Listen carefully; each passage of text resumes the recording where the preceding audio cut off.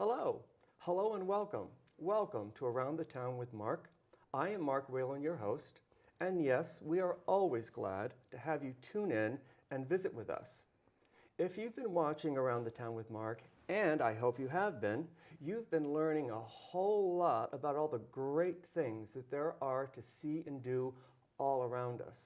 Our area is so rich in history that just about anywhere you go, you're going to run into some part of history. It could be Native Americans, it could be the colonial period, it could go into the Victorian era, our military presence, everything in between, and of course, all the way up to, yes, of course, our modern day times. Well, there's one very special place very near us that incorporates a lot of these aspects into one very beautiful museum. And that would be the Avery Copp House Museum. That is located on Thames Street in the city of Groton. And today we're going to be talking about the Avery Copp House Museum with our guest. So allow me to introduce to you the director of the Avery Copp House Museum, Lesile Evans. Lesile, welcome to Around the Town with Mark. Well, thank you, Mark. It's a pleasure to be here today. Well, we're delighted to have you. And I'm going to point out to our viewers, obviously you see we have a table full of all kinds of great historic artifacts. Some things that Lesile will talk to us about during the next half hour. And I also want to point out that this lovely lady is wearing a very beautiful period costume. So please tell us a little bit about the Avery Copp House Museum and just exactly what can our visitors expect? Well, it's a fascinating house, Mark. It is a house that was lived in by many generations of the same family, passed on from one generation to the next, not only the house, but everything inside of it. So the house still contains all the original family furniture and possessions. So it is a bit of a time capsule in that sense. The time period that we interpret is right about 100 years ago, about 1910 is the time we focus on, but we can't help but touch on earlier times as well because the house does contain artifacts going back to about 1800. And so tell me, for instance, the beautiful outfit you're wearing, is that, what period would that this is be right from? about 1910, and I'm glad you asked me about this outfit because when I put this outfit on, I usually become another person. I become Margaret Sullivan, who was an Irish immigrant cook and housekeeper who lived and worked at the Avery Copp House. And one of my favorite things to do in my job is to do what we call in the museum world first-person interpretation or living history, where I become her and I teach visitors about the house from her perspective in character. So that's a lot of fun, and that's really my favorite thing that we do at the museum. But we do a lot of other kind of programming there as well. But this interprets the period about 1910, and we picked that time because we have a great deal of documentation about the people who lived and worked in the house at that time, and also running water, plumbing, and electricity had come to the house by then, and that greatly impacted the life of a domestic servant, and we want to be able to incorporate that into our story when we talk about what their day was like. And when was the house originally built? It was built about 1800.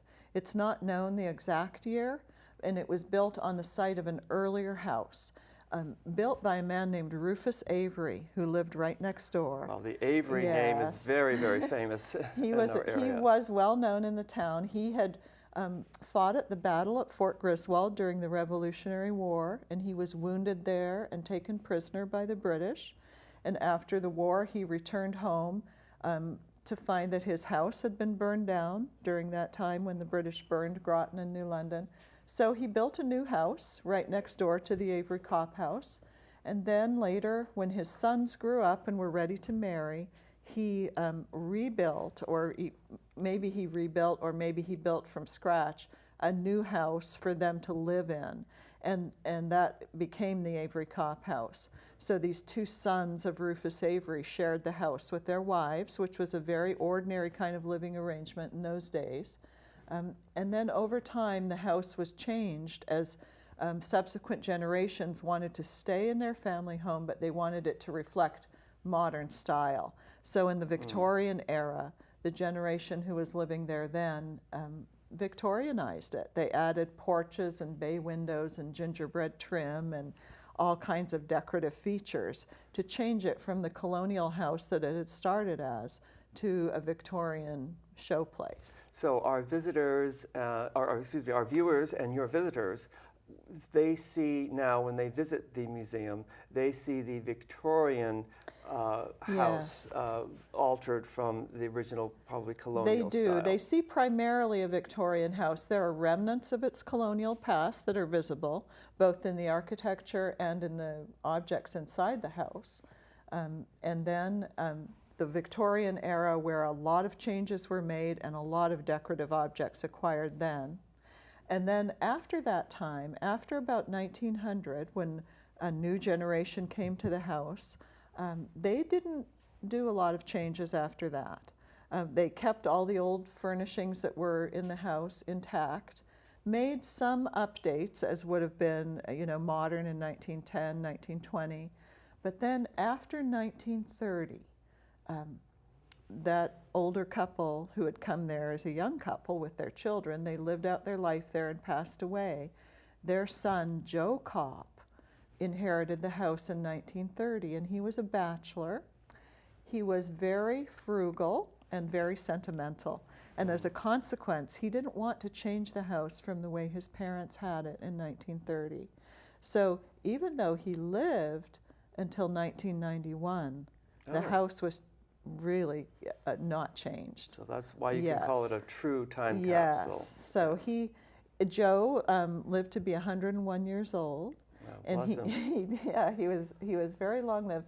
He surprised his family when, at the age of 72, he decided to get married, and when he did that in the 1960s, he decided not to live in the house full-time anymore because he didn't want his bride to change it at all. Oh. So he would come to the house every day, check on it. He kept a housekeeper there who would take care of everything, and a groundskeeper was there. But he did not change that house. He didn't have any idea of creating a museum out of it. It would be his nieces and nephews that did that. I was just going to ask you, tell us a little bit about how that transformed into the museum. Well, when Joe Copp passed away in 1991, his heirs recognized that the house was really special, as are the grounds. It has about 3 acres of grounds with beautiful landscape, beautiful trees, Victorian gazebos still there.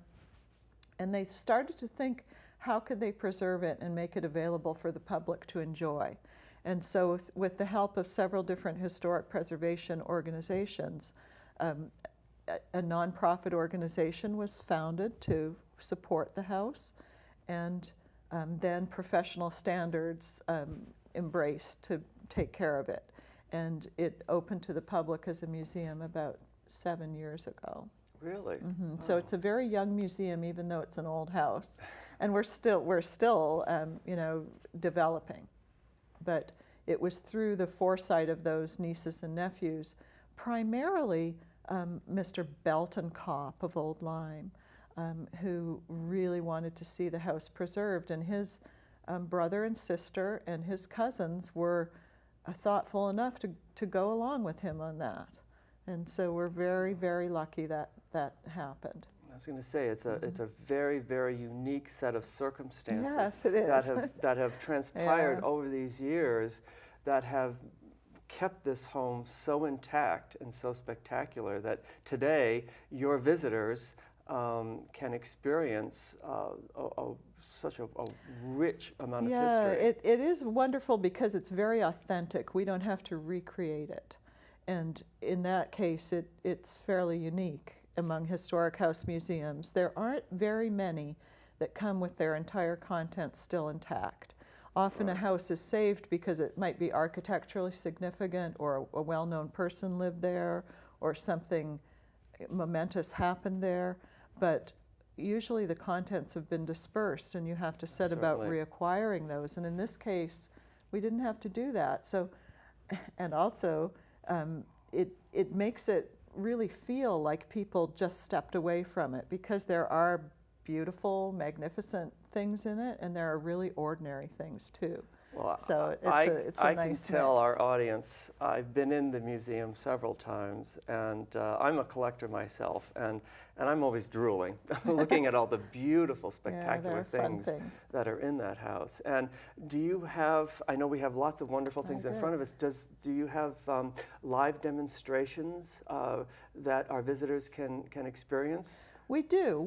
We do a number of things at the museum. We are open for guided tours on Friday, Saturday, and Sunday from 11 to 3. So on those days, anybody can come anytime and have a tour of the house. And they'll learn not just about the family that lived there, but our focus is to teach about the history of Groton, what it was like to live and work and grow up in our neighborhood over a span of time. So they'll be introduced to different themes when they come for a guided tour, and including entertainment and transportation and what people did for a living and that kind of thing, including the servants. Then we have special programs sometimes. We have lectures on different historic topics. We have people that come and demonstrate crafts from past times. We have this coming September, on September 18th, every September we have what we call History Day, and we have a different theme. This year the theme is going to sea. What people would have needed to take on board ship when they went on a sea voyage, what crafts were involved in rigging out a ship and supplying it, and how did people, feed themselves all that time, and where did they get water and things like that. And then what did they bring back with them? So some of the treasures that they were importing from the Far East or maybe from the West Indies, and how that impacted the economy around New London Harbor. So that'll be our theme this year. That's very appropriate this year, being that we are celebrating Connecticut Submarine Century. So, yes, so having a demonstration on life, even though it may not be the military life, on how the Thames River and our waters were used.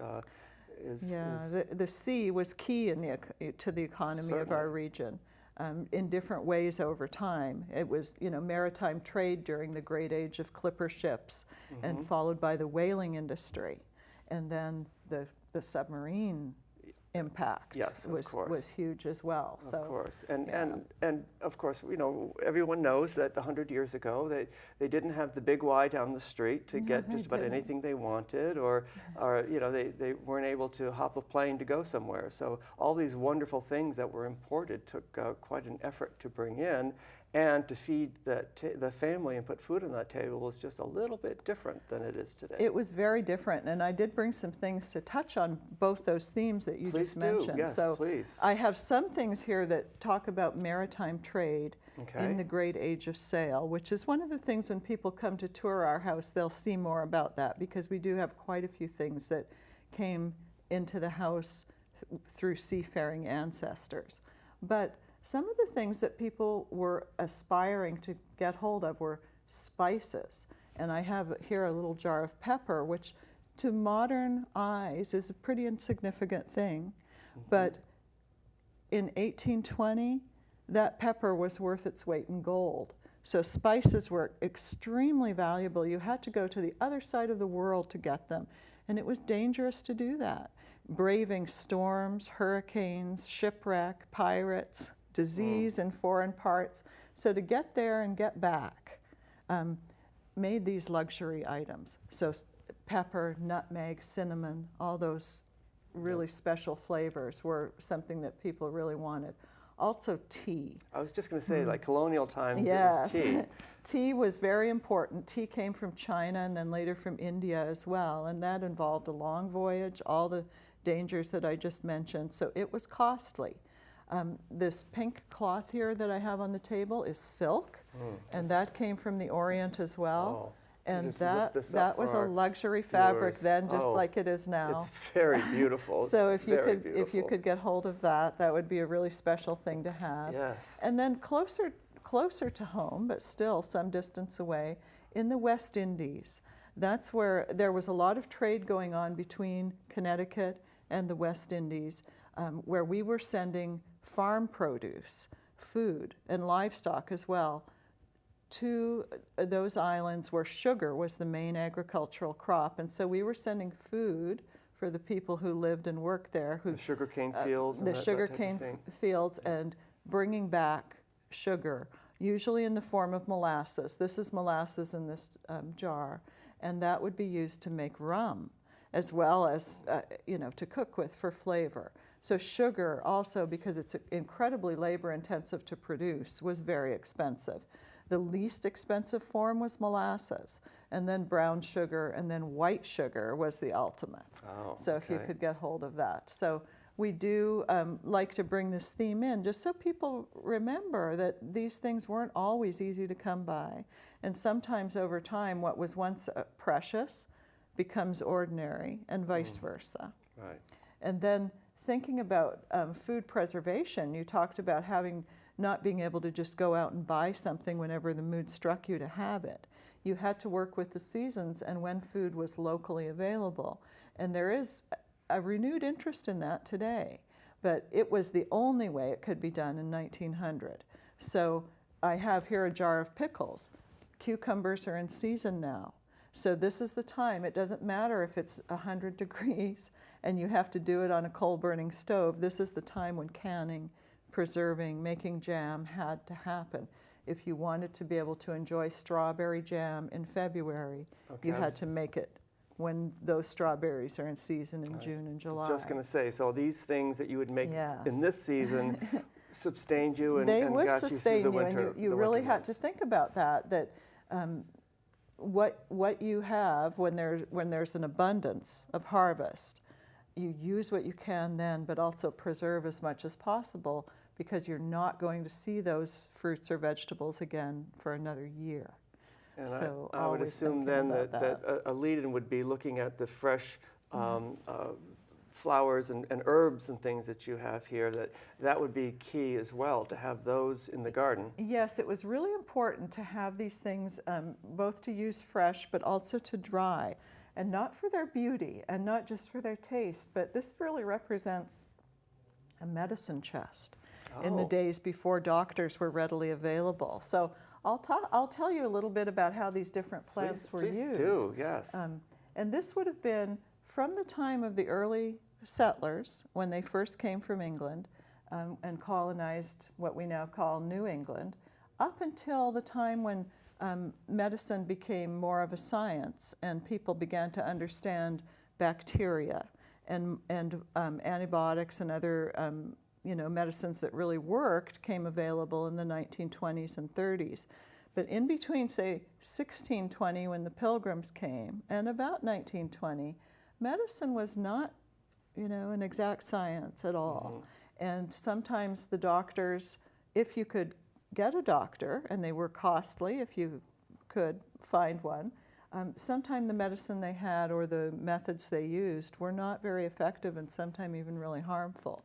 So a housewife would need to be able to keep on hand medicines either that she made herself or acquired from someone nearby to treat her family. Sometimes midwives would be really well versed in herbal medicine. There might be someone in the neighborhood who was known to be a herbalist, but a lot of this information was passed down generation to generation, usually through women, so that they'd be able to care for their children and the rest of their family if anyone became sick. So I brought a few examples to show you how they were used. And this purple one over here is lavender.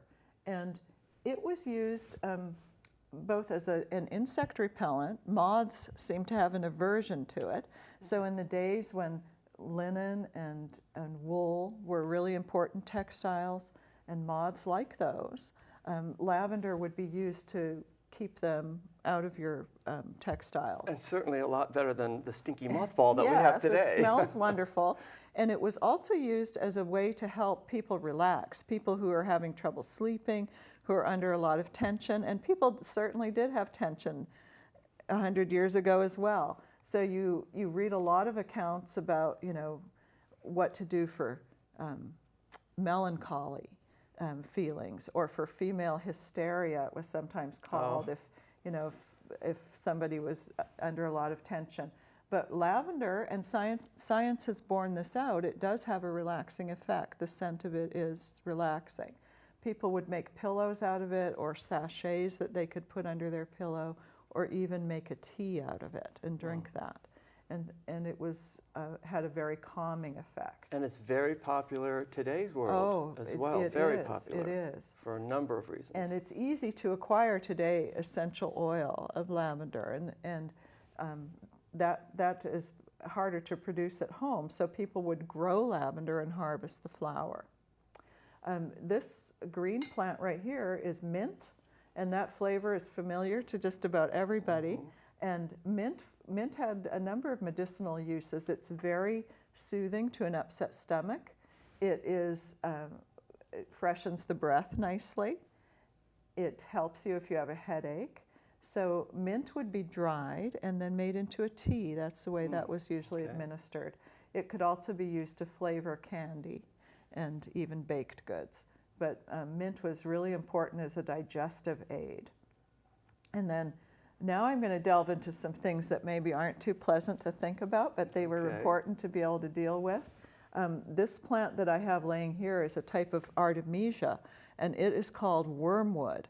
Sometimes you can tell what a plant was used for by its common name, and that worm in the name tells you that it was actually used as a treatment for intestinal worms, which at one time were quite common. In the days before people understood how these things were spread, people often contracted worms just through lack of good hygiene or from food that was tainted. And so it would be a routine thing to treat yourself once or twice a year for that problem, just the way you might do with your cat or dog now. You would make medicine for deworming. And this would be a strong infusion, like a really strong tea that you could use that would, in essence, paralyze those intestinal worms and allow them to pass out. So not too pleasant to think about, but better than actually having worms. Well, something that would have been obviously very, very important because, again, you don't have that pharmacist to go to down the street. So it was really important. This beautiful yellow flower here is a plant called tansy. And tansy is an excellent fly repellent. And that would be very important. Again, this isn't too pleasant to think about, but people die at all times of year. If someone passes away in the summertime in weather that's hot and humid, their funeral would have to be very quickly after their death. But in the interim, when they were laid out, which would be at home, and people would come and pay their final respects, you would have to do something to repel flies and to make the room smell nicer. And so tansy is something that would be laid all over the coffin and around the corpse, as well as rosemary, which has a very strong smell. And those two herbs were really strongly associated with funeral practices. So this is at a time when all the major passages of life took place at home. People were born at home. They might be married in their home. They usually died at home, barring some accident that befell them, and they would have their funeral from home, not institutionalized the way we've come to expect it today. And you'd need to be prepared to deal with those kinds of things. And then the last plant I brought to show you, I'm going to ask you to be a volunteer for this. Okay. These leaves are called lamb's ear, and a lot of people grow lamb's ear in their garden. I have that in my garden. I don't know what I would do with that. Well, it's very soft. It's a great ground cover, but its medicinal purpose was as bandaging material. Really? So if you were hurt, if you cut yourself or burned yourself, it would be really important, even in the days before it was known that bacteria caused infection. People certainly knew cause and effect, and they knew that if a wound was dirty, it was more likely to get infected, which could be really serious. It could, if you cut your hand and it got infected, that could lead to blood poisoning or even gangrene. So you could end up losing your hand from a very small wound. So you'd want to make sure that didn't happen by cleaning it really thoroughly. Now you put your hand over here, Mark. Okay. So I would take a little bit of this ointment that I've made from lard and lavender, put it on your cut, and then I want to make sure it stays where I want it. So I'd put a piece of lamb's ear over that, and then I would have to tie that on, of course, with a bandage like this. So you would still have to go back out to work, but at least your wound would stay clean and protected. And I'd need to change that a couple times a day, and hopefully you wouldn't have any after effects. Can I call it a jewelry statement? Sure you can. Yeah. Well, you know, all of these aspects of life there are fascinating, and I think it's wonderful that all of our viewers and your visitors can experience all of these wonderful things by visiting this museum house. And I think on our screen we have your website and phone number. Is all the information on hours to remind our visitors, is that information there? It is. If people go on our website, they can find out not only more information about the museum, but they can see when we're open. They can see a calendar of events that is updated periodically, so they can see what's coming up, what they might like to attend, and also how to contact us if people have questions. If they want to come, to bring a group tour there, they can make arrangements for that. We welcome school groups and adult groups as well. We get groups from book clubs, historical societies, all kinds of organizations that just want to come and explore that. As we're winding down for our last few minutes, is there anything else that we haven't discussed that you might like to share with our viewers? Yes, there is. There's something new at the Avery Copp House, or will be at the end of this month. So we have a book coming out that was written by our president of our board named Hallie Keeler, and this book is called Ghosts of Groton Bank. So the Avery Copp House is one of the chapters in this book, as are other local sites like the Mother Bailey House and Fort Griswold and the Bill Memorial Library. And people who have spent any length of time in old houses will often report at least a feeling of a presence of the past that's in there, or maybe actual encounters with maybe spirits, people from the past who just don't want to leave. And so we have a few of those in the Avery Copp House, as do all these other houses that are in this book. But this book is going to be published at the end of August.